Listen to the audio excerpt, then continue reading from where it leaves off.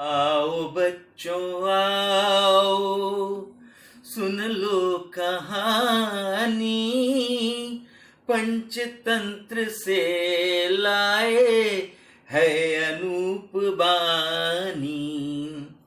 आओ बच्चों आओ।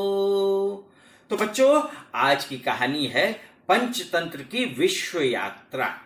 पंचतंत्र की कहानियों के क्रम में 26वें अंक में मैंने आपको उद्गम कथा के बारे में बतलाया था और आज से लगभग 2300 वर्ष पूर्व यानी ईसा पूर्व 300 वर्ष प्रकांड विद्वान पंडित विष्णु शर्मा जी ने पंचतंत्र की रचना की थी। इसके माध्यम से उन्होंने मूर्ख राजपुत्रों को बना दिया था राजनीति में परम निपुण। पंचतंत्र नीति शास्त्र का प्रतिनिधि ग्रंथ है। वयस्क, वृद्ध या बच्चे सबके लिए समान रूप से उपयोगी भी है। आइए नीति शास्त्र की समझ और मूल्यों की जानकारी देने वाले इस ग्रंथ के विश्व यात्रा के बारे में कुछ रोचक तथ्य आपको बतलाते हैं। पहली रोचक बात यह कि मूल संस्कृत में रचे इस ग्रंथ का हिंदी भाषा में प्रकाशन विदेशों में भ्रमण के बाद हुआ, यानी हमारी कीमत हमें दूसरे विदेशी बतलाते हैं। जैसा कि आप योग में देखते हैं कि योग विश्व में ज्यादा प्रचलित है, हमारे यहां कुछ वर्षों से प्रचलित हो रहा है। तो चलिए, विदेशी विद्वान विंटर, डॉक्टर विंटर से जब यह पूछा गया कि जब आपकी सम्मति में भारतवर्ष की संसार को मौलिक देन क्या है, तो डॉक्टर विंटर ने कहा कि डंके की चोट पर मैं पंचतंत्र का नाम लेता हूं।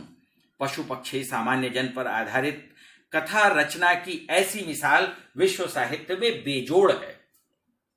पशु पक्षी और सामान्य जन को लेकर भाषित इस कृति को ज्ञान और मनोरंजन का खजाना कहा गया है। यन्नवे भाजने लग्न संस्कारो नान्यथा भवेत, कथाक्षालेन बाल नाम नीति स्तदिह कथ्यते। जैसे नए बर्तन यानी मिट्टी के कच्चे बर्तन में पड़ा संस्कार मिटता नहीं है, एक बार उसे जो रूप दे दिया जाता है वो कभी खत्म नहीं होता है, इसी प्रकार बाल मन में पड़ा हुआ संस्कार कभी अन्यथा नहीं जाता है। कथा साहित्य के इस महान ग्रंथ की विदेश यात्रा 550 ईस्वी में ईरान से आरंभ हुई, जब सम्राट खुसरू ने अपने राजवैद्य को भारत में संजीवनी बूटी होने की बात कही और उसकी तलाश में उन्हें भारत भेजा। जब काफी तलाशने के बाद भी राजवैद्य को संजीवनी बूटी नहीं मिली, तो वो एक भारतीय विद्वान के पास गए और उन्होंने संजीवनी की उनसे मांग की। भारतीय विद्वान ने उसे पंचतंत्र की प्रति देते हुए कहा, मृत बुद्धि को सजीव करने वाली ये बूटी है पंचतंत्र। आप सोच सकते हैं कि पंचतंत्र का कितना महत्व था उस जमाने में भी और आज भी। ईरानी राजवैद्य उसे लेकर ईरान लौटा और इस प्रकार संस्कृत भाषा से इसका अनुवाद पहलवी भाषा में कर अपनी प्रजा को दिया। बस ये पहला अनुवाद ने विश्व बिरादरी को आकर्षित करना शुरू कर दिया। वर्ष 570 ईस्वी में लोरियाई भाषा में इसका अनुवाद हुआ।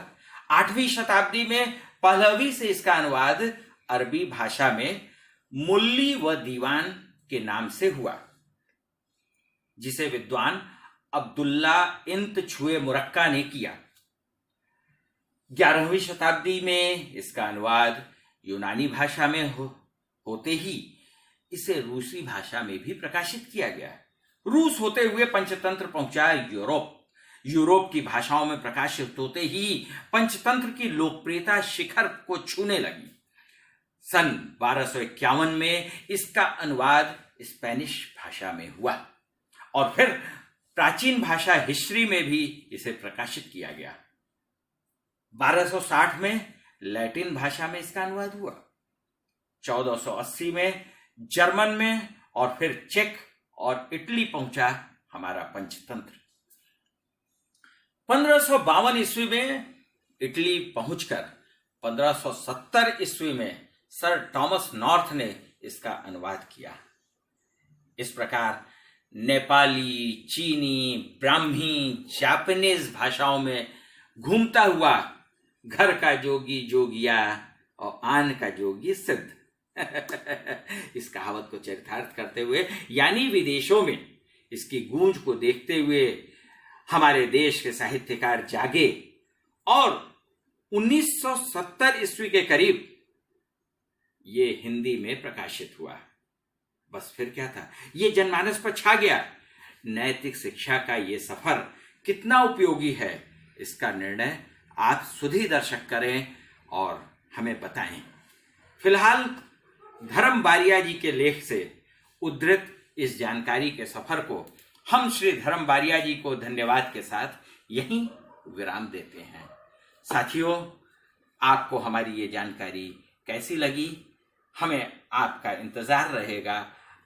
बिल्कुल हमें बताइएगा और हम जैसे आपसे हमेशा मिलते रहते हैं वैसे ही मिलते रहेंगे। आज के इस विश्व भ्रमण के आनंददायक सफर के बाद हम आप सभी को सादर नमस्कार।